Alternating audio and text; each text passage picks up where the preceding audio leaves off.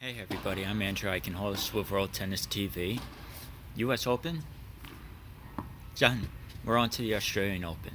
So, the first major of the year, nobody really knows what's going to happen. A couple years ago, Stan Wawrinka, who everyone knew was good, he had a very good one-handed backhand, came out and almost beat Novak Djokovic. Last year, he actually did it, and what do you know, he was a major champion. This year, what are we going to see? Which player is going to break out? We don't know, but we do have some X factors this year. A couple of the best players in the world, a man and a woman, are both unseeded from injuries and time off of the tour. We have Victoria Azarenka, who starting the year would have been a seed at the Australian Open pending her warm-up results, is not seeded. Now, we know that she could beat anybody in the world on any given day, but is she going to do it? I don't know.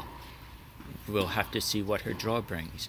Is Serena Williams going to want to see one of the few players that could out-hit her, or hit on her level at least, in the very first round? Probably not. Then we have Juan Martín del Potro. This guy won the US Open years ago, and he's always causing trouble. He was the bronze medalist at the Olympics in 2012, and plain and simple, he could hit the ball. One of the biggest forehands, not just of the era, but in the history of tennis. His wrist has been an issue for years and years. Will it be alright to hit backhands, or will he be doing what we've seen a little bit in the warm-ups, which is go and hit one-handed backhands, stay with the chip? Now, we don't know what he's going to bring to the table, but if he's the Juan Martín del Potro we've come to know, that could present big problems. Now, something at the Hopman Cup, which is a mixed doubles round-robin format that we saw at the beginning of the year, Serena looked a little bit Serena-like in warm-ups.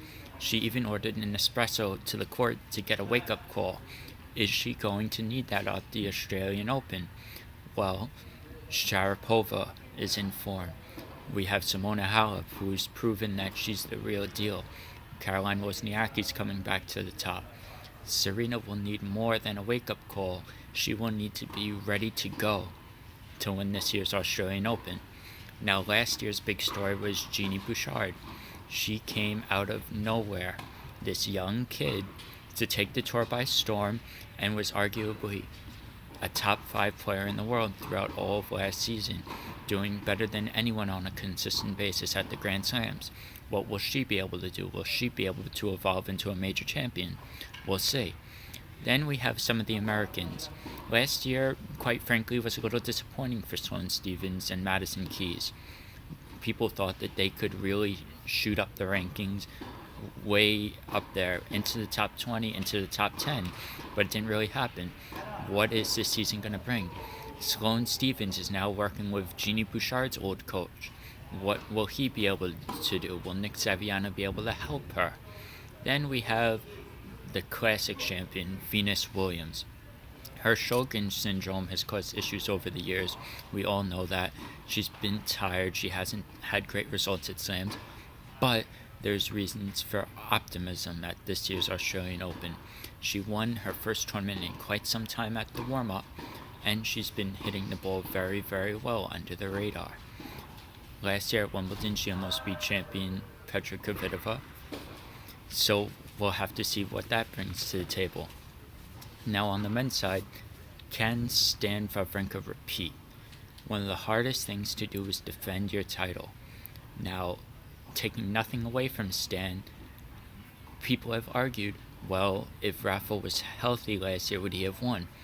I don't know. Stan Wawrinka was playing some very, very good tennis. He has pretty much the best one-handed backhand in the world. We'll have to see what he does this year. Now, going into last year's Australian Open, people were questioning, what is happening with Roger Federer? Can he still win again? And the answer was yes. He almost took over the number 1 ranking from Novak Djokovic at the end of last year. He's proven that, especially on hard courts, he is very hard to beat. Now, he beat Milos Raonic last week for his 1,000th win on tour. 1,000 wins. Oh my God, that's ridiculous. So can Federer come out and win his first Grand Slam in quite some time? What will we see out of Rafael Nadal? Rafa at his very best is by far one of the best players in the history of tennis. He might not be the best, but he could be right up there. So will he be healthy? What will we see out of him this year? Novak Djokovic, the number one player in the world. How can we not talk about him? The man's been playing fantastic tennis. He won Wimbledon last year against Roger in one of the best major finals in recent history. But he had a little bit of a slip-up at the US Open, losing a match that people thought he shouldn't have lost. So, is he going to do what he did for the rest of the fall season and beat the almost unbeatable Novak Djokovic, or is he going to be vulnerable? We'll just have to wait and see at the Australian Open.